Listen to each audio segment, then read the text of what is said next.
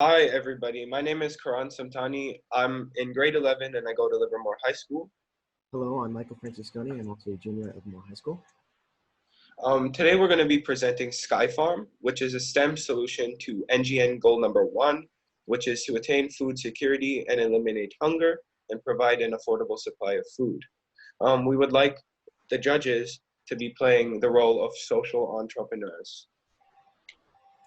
The problem that we're targeting is hunger in urban developing regions, specifically individuals that don't have access to a steady supply of food and have limited access to materials and space in their urban environment. Our solution to this problem is giving out packets that will allow people to build vertical farms.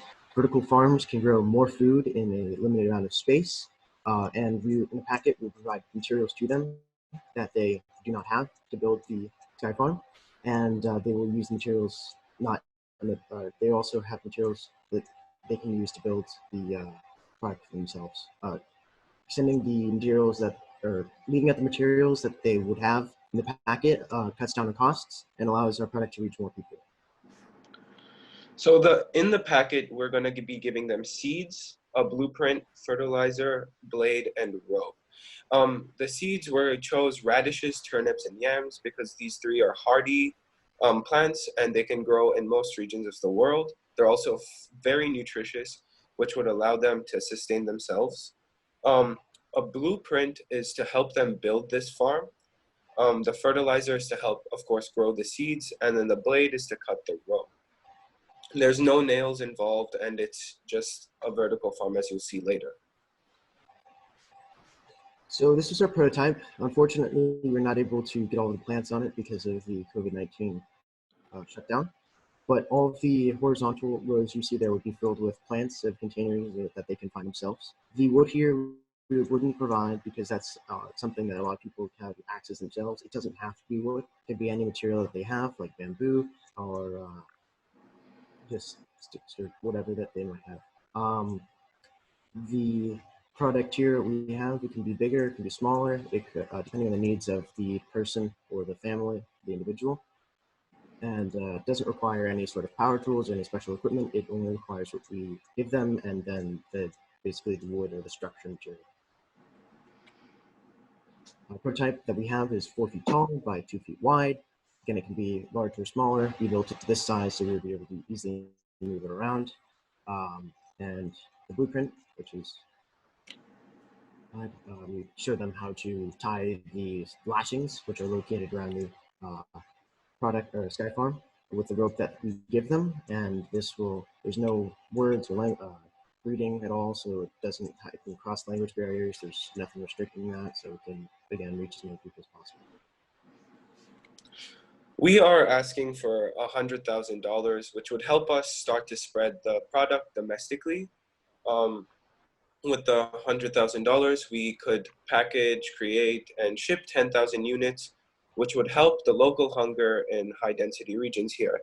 And some examples of these high-density regions are San Francisco and San Jose, where local hunger is a problem.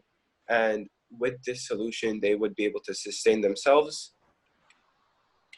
And this is our financial model.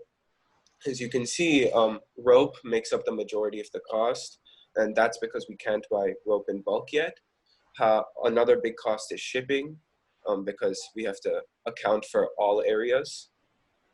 The seeds, the fertilizer, and the printing and paper for the blueprint, they're not as big as of a cost as the rope and shipping. After everything is added up, the per unit cost for each packet is around $9.79. It seems steep, but there's ways we can reduce the cost. And these ways are forming relationships with local farmers. We come from Livermore, Michael and I, and there's many farmers here who I'm sure would be willing to help us get the seeds and the fertilizer at a discounted rate. Also, as we start mass producing and buying rope in bulk, our costs would go down. So instead of having it around $10, we might be able to get it down to around $5. For now, we would be charging around $20 per unit, and we would charge $20 per unit as a way of creating a brand And the way we create a brand is by, using social media marketing and word of mouth to get exposure in these regions. And we would target people who are more fortunate, who can afford these packets. And then with this, it would allow us to send out these packets free of charge to people who aren't able to afford it. So creating a brand called SkyFarm, advertising as people who care about helping the world out and helping people who can't afford these products, that would help us out more. Additionally, doing this, we are giving them the packets free of charge, which is of course beneficial to them. So this is kind of how everything would work. We would have every packaging done in one place. And then we would, first on the right here, we would go to local retailers, which would benefit local business. And then it would help target local customers. On the left here, we have online. As you can see, this is an example of like a website we could make. And with this website, they would be able to buy, and then we would be able to ship out straight from here. And this could help us scale up in the future, maybe target global users, and of course, it could help us target local users as well. What makes us unique is that in the way in which we're targeting urban hunger, most people try to target urban hunger by giving food out to people in urban regions, but we are trying to allow people in these urban regions to grow their own food. And also the vertical part of our farming is fairly unique to us as well, especially in urban regions. Thank you for watching our presentation and appreciate your time. Thank you. We'll be taking questions now. Yeah, well done. So I'll jump in with the questions. This is Steve. So what's the weight of the package as it's shipped? How much of that is made up of fertilizer? How much of the package? Oh, it's not going to be that much fertilizer. It'll be, we saw these when we were looking for resources. It'd be like a small packet of fertilizer. I don't know the exact weight, but it wouldn't be that much of fertilizer. Mm-hmm. And then just to follow on with one more question, and then I'll stop. Have you done a calculation of how many calories this would produce in a given cycle? So you're $20 in, at the retail. At the end of the season, how many calories does that create of radishes, et cetera? We have not done a calculation of the calories. We had a hard time. Our time was a little bit limited with like the growing season and whatnot for these plants.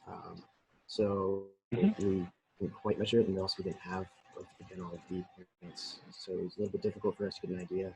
But thank you. Thank you, Steve. This is Hiba. I have a question around, you're providing the seeds themselves and you're providing the tower, but you're not necessarily providing the pots or the soil, correct? No, we wouldn't provide the tower at all.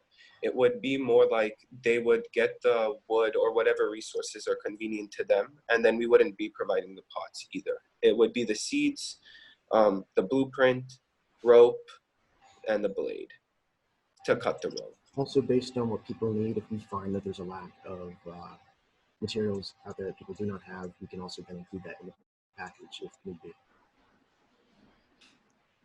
Hi, Michael. This is Michael and Karan. Good presentation. This is Robert Jiang. I have a question. I'm not familiar with growing these particular vegetables or plants. So how big do these things grow? And is your design, does that take into how big your harvest could be? So when we built ours and we used radishes for our farm over there, we took into account that they would be growing mostly underground. And same with yams and turnips, they grow underground. So it wouldn't grow up, it would grow into the soil that they have. And of course, they put fertilizer, and then they grew, the radishes grew. We managed to take them out a couple of days ago. Okay, So, but just a quick follow-up. So, okay, if someone were to buy this particular product and never have grown radishes or any of the other two items that you've suggested, does your design sort of implicitly tell or somehow communicate that, hey, if you're going to grow, let's say 10 radishes, how much space is required, and how does that get incorporated into the structure that you build?